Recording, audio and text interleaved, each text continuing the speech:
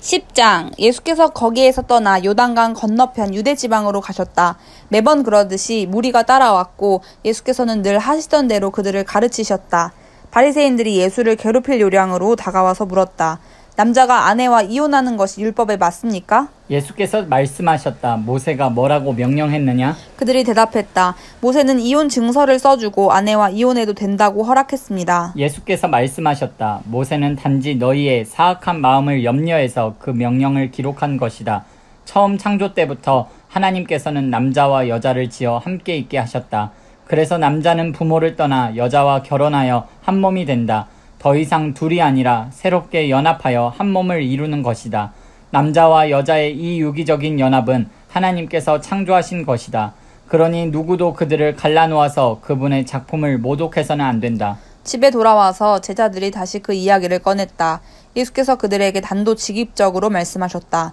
다른 여자와 결혼하려고 자기 아내와 이혼하는 남자는 아내에게 간음하는 것이다.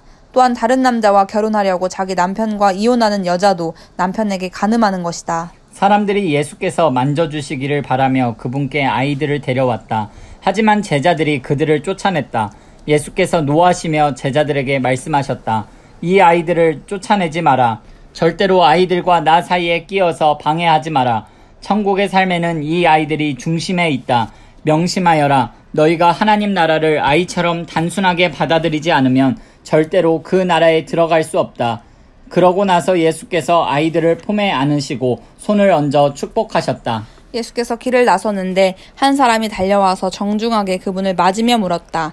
선하신 선생님, 제가 무엇을 해야 영원한 생명을 얻겠습니까? 예수께서 말씀하셨다.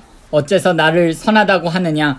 오직 하나님 한 분 외에는 선하신 분이 없다. 계명에 살인하지 마라, 간음하지 마라, 도둑질하지 마라, 거짓말하지 마라, 속이지 마라, 내 부모를 공경하라 하지 않았더냐? 그가 말했다. 선생님, 그 계명들은 제가 어려서부터 다 지켰습니다. 예수께서 그의 눈을 주목하여 보시더니 그를 사랑스럽게 여기셨다. 예수께서 말씀하셨다. 하나 남은 것이 있다.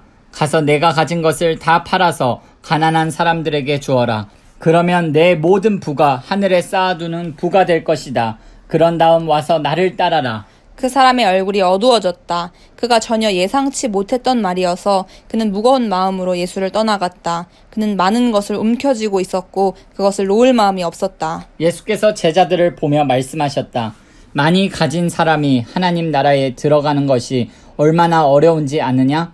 제자들은 들으면서도 그 말이 믿어지지 않았다. 예수께서 계속해서 말씀하셨다. 얼마나 어려운지 너희는 상상도 못할 것이다. 내가 말하는데 부자가 하나님 나라에 들어가는 것보다 낙타가 바늘귀로 지나가는 것이 더 쉽다. 그 말에 제자들이 크게 당황했다. 그러면 어느 누가 가망이 있겠습니까? 그들이 물었다. 예수께서 잘라 말씀하셨다. 너희 힘으로 해낼 수 있다고 생각하면 전혀 가망이 없다. 그러나 하나님께 맡기면 얼마든지 가능한 일이다. 베드로가 다른 시각에서 이야기를 꺼냈다. 우리는 모든 것을 버리고 주님을 따랐습니다. 예수께서 말씀하셨다. 내 말을 명심하여라. 나와 메시지 때문에 집과 형제자매와 부모와 자식과 땅과 그 어떤 것을 희생하고서 손해볼 사람은 아무도 없다. 그들은 그 모두를 받되 여러 배로 돌려받을 것이다. 다만 어려움도 함께 받을 것이다. 영원한 생명도 덤으로 받을 것이다. 다시 한번 말한다. 이것은 위대한 반전이다. 먼저였으나 나중되고 나중이었으나 먼저 될 사람이 많을 것이다. 다시 그들은 예루살렘으로 향했다. 예수께서 앞장서셨고 제자들은 적잖이 당황스럽고 두려운 마음으로 그분을 따르고 있었다. 예수께서 12 제자를 데려다가 이후에 있을 일을 되풀이해서 말씀하셨다. 내 말을 잘 들어라. 우리는 지금 예루살렘으로 올라가는 길이다. 그곳에 가면 인자는 종교 지도자와 학자들에게 넘겨질 것이다. 그들은 인자에게 사형을 선고할 것이다. 그리고 인자를 로마 사람들에게 넘겨주어 조롱하고 침뱉고 고문하고 죽일 것이다. 그러나 사흘 후에 인자는 다시 살아날 것이다. 세베대의 두 아들인 야고보와 요한이 예수께 다가왔다. 선생님, 우리에게 꼭 해주셨으면 하는 일이 있습니다. 무엇이냐? 내가 할 만한 일인지 보자. 그들이 말했다. 주님께서 영광을 받으실 때 우리에게도 최고 영광의 자리를 주셔서 하나는 주님 오른편에 하나는 주님 왼편에 있게 해주십시오. 예수께서 말씀하셨다. 너희는 너희가 무엇을 구하는지 모른다. 너희는 내가 마시는 잔을 마시고 내가 받을 세례를 받을 수 있겠느냐? 그들이 말했다. 물론입니다. 왜 못하겠습니까? 예수께서 말씀하셨다. 생각해보니 너희는 과연 내가 마시는 잔을 마시고 내가 받을 세례를 받을 것이다. 그러나 영광의 자리를 주는 것은 내 소관이 아니다. 그것과 관련해서는 다른 조치가 있을 것이다. 다른 열제자가 이 대화를 듣고 야고보와 요한에게 분통을 터뜨렸다. 예수께서 그들을 불러놓고 바로잡아 주셨다. 하나님을 모르는 통치자들이 얼마나 위세를 부리는지, 사람들이 작은 권력이라도 얻으면 거기에 얼마나 빨리 취하는지 너희는 보았다. 너희는 그래서는 안 된다. 누구든지 크고자 하면 섬기는 사람이 되어야 한다. 너희 가운데 누구든지 첫째가 되고자 하면 먼저 종이 되어야 한다. 인자가 한 일이 바로 그것이다. 인자는 섬김을 받으러 온 것이 아니라 섬기러 왔다. 포로로 사로잡힌 많은 사람들을 살리기 위해 자기 목숨을 내어주려고 왔다. 그들은 여리고에서 얼마 동안 머물렀다. 제자들과 사람들의 행렬이 뒤따르고 예수께서 그곳을 떠나시려는데 디메오의 아들인 바디메오라는 눈먼 거지가 길가에 앉아 있었다.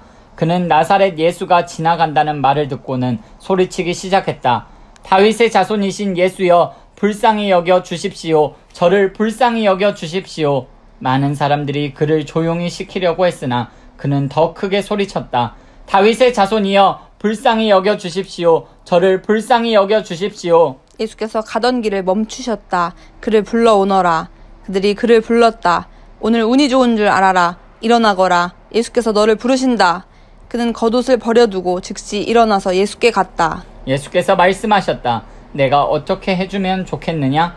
눈먼 사내가 말했다. 랍비님, 보기 원합니다. 가거라. 예수께서 말씀하셨다. 내 믿음이 너를 구원했고 낫게 했다. 바로 그 순간에 그는 시력을 되찾았고 그 길로 예수를 따랐다.